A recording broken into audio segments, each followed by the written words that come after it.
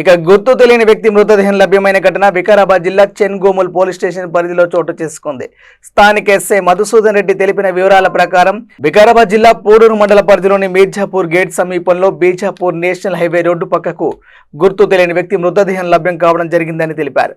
మృతుడు ఎవరికైనా తెలిస్తే చెన్గోముల్ పోలీస్ స్టేషన్ నెంబర్కు 8712670042కు సమాచారం ఇవ్వాలని ఓ ప్రకటనలో తెలిపారు.